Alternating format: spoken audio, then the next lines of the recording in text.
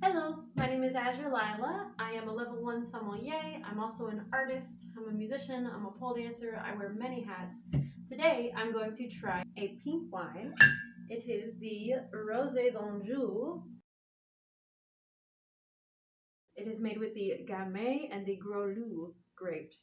That is in the Loire Valley. It's by the famille Bougrier, which is a family that has been making wine over in that area for a very long time. I want to say 5 generations, but I could be wrong. I like to call it fluffy, and the reason is because the nuances and the flavors are very light and very faint. This rosé wine has been one of my favorites for a very long time because when I first discovered it, I could have sworn I picked up on bubblegum flavors on the palate.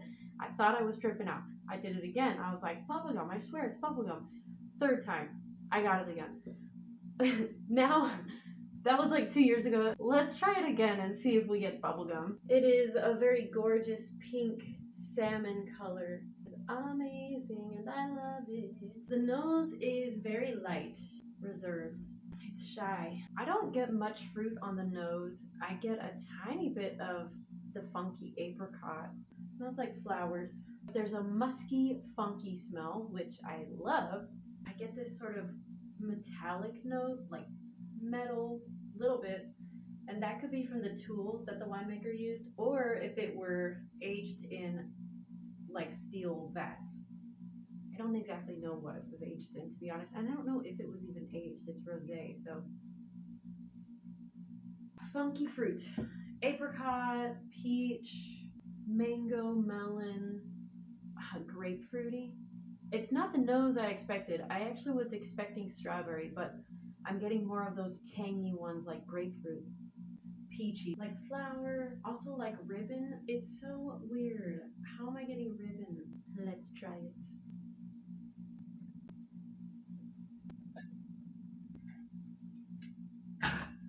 I'm such a professional. That's got an acid level of medium to high. The palate is so cool because it's dry. However, you get the notes of fruit that make it come off as sweet. So it's in that neutral zone between dry and sweet. I wouldn't consider it sweet at all. Like it's not in the category of sweet because it's not sugar that I'm tasting.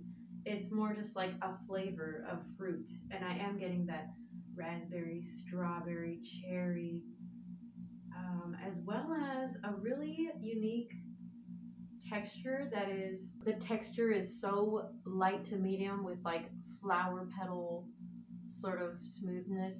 I still want to call it fluffy. It's got the astringency, it's got the dryness, flavorful, and the finish is very long lasting. I'm still tasting it. It's like a little bit in the delicate zone. It's got its foot in the delicate zone, but I wouldn't just right off the bat call it delicate.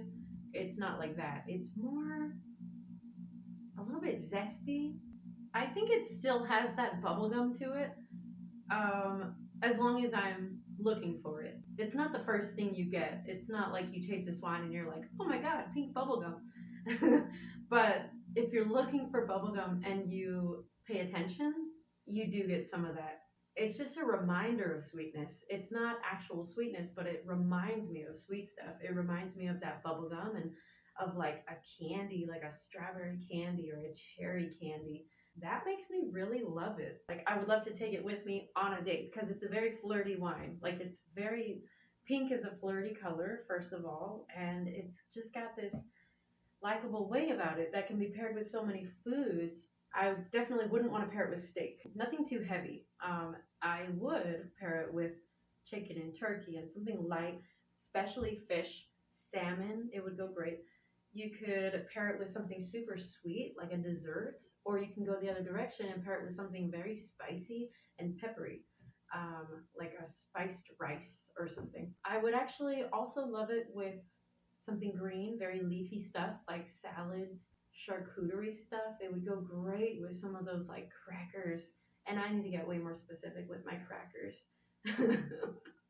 But it would go great with some dried bread. I actually decided to try the wine with some pairings. So I have with me a piece of cake. and you can see it's a very, you have some of the red velvet insides, and then the very thick layer of frosting. And I feel like it's gonna go great with this rosé specifically. So let's try it.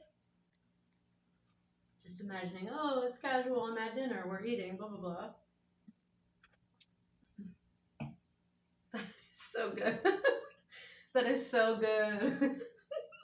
Oh my god, those two together. It goes really good with cake. It goes so good with cake. I actually have some of my freshly made noodles. They don't have any sauce or any seasoning really. It's just like buttered noodles. Because I just want to get the gist and the basics. So let's see if this goes well with this rosé d'Anjou. I'm at a dinner party, right? Everything's going great. We're having great conversation. Fill me up, waiter. Oh, I have quite the imagination.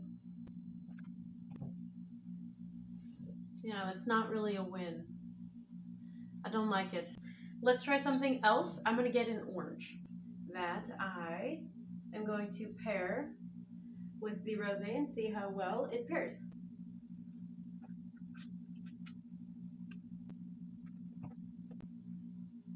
That pairs pretty well. In fact, they're kind of similar, so they just somehow like fit together. They click really well. It went so good with the cake. It went very well with the citrus, and now I'm going to try it with some leafy greens. I have like spinach leaves here. I'm just gonna sort of get the gist of like a salad. Actually, I think it goes better with leafy greens than it does with citrus orange. Yeah, oh my god, that's such a win. Wow, what a win. And how trippy that it goes really good with leafy greens and really good with the sweet cake, because those are like nothing alike. It was so similar to the orange that it paired well, but it wasn't this like complementing puzzle piece. It was more like, oh, similarities. And with the leafy greens, it's just like puzzle piece. Wow, like amazing puzzle piece, especially spinach. It goes horribly with pasta, but it goes really good with salads, fruits, and sweets. I'm still in love with this wine. It's amazing. Cheers. Thank you so much for joining me. My name is Azure Lila. I will see you next time.